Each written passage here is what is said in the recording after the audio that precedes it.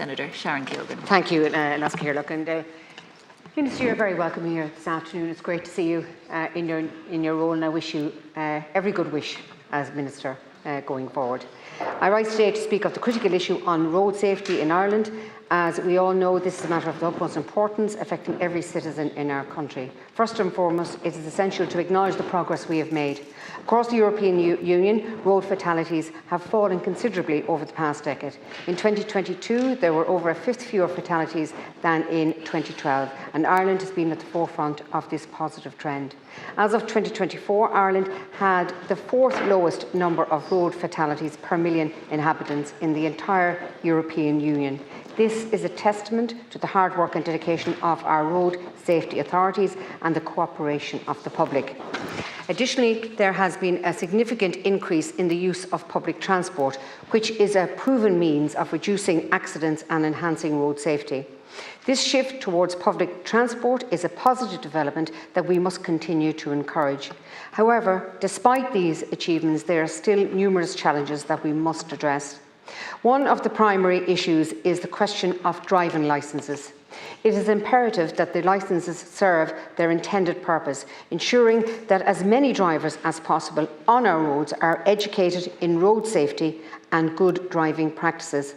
Unfortunately, our current system is making it too difficult for people to take the lawful route and too easy to take the unlawful route.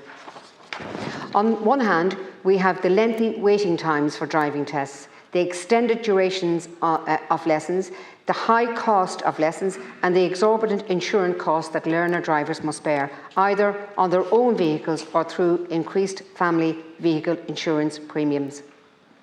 I've heard numerous stories from families who are unable to include their children on their family car insurance and were forced to practice driving with their children illegally. In fact, this is one of the better outcomes. Faced with these hurdles, many people decide not to pursue a licence at all.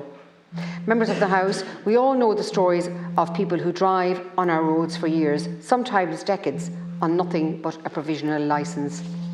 Estimates suggest that around 5% of average drivers are unlicensed, a figure much higher than in other European countries. In 2023, there was an 11% increase in such cases.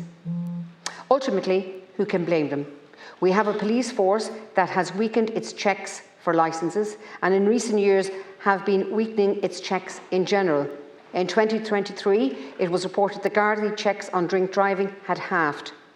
After speaking to many constituents, it is clear that checks are rare, and when they do occur, checks on licences are even rarer. While new legislation come into effect at the end of the month will allow Gardaí to check licence numbers against the insurance database, it is questionable whether this will lead to significant improvements.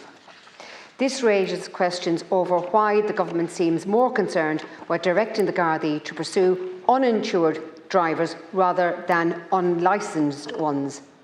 It also raised the question on why the Gardaí have not been checking for licences more frequently in the first place.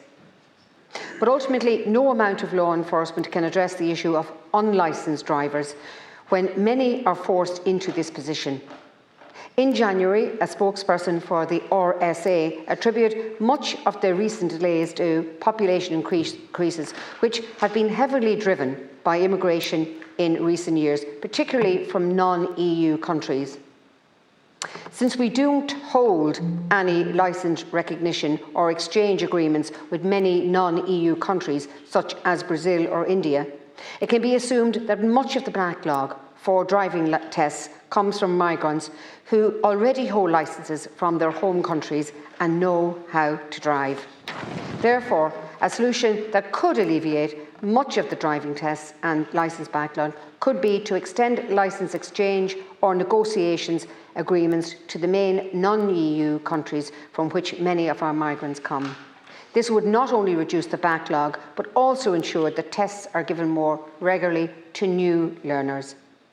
In conclusion, while we may have made significant strides in improving road safety, there is still much work to be done. We must address the issues within our licensing system and ensure that all drivers on our roads are properly educated and licensed. Only then can we continue to lead the way in road safety and protect lives of our citizens. Thank you.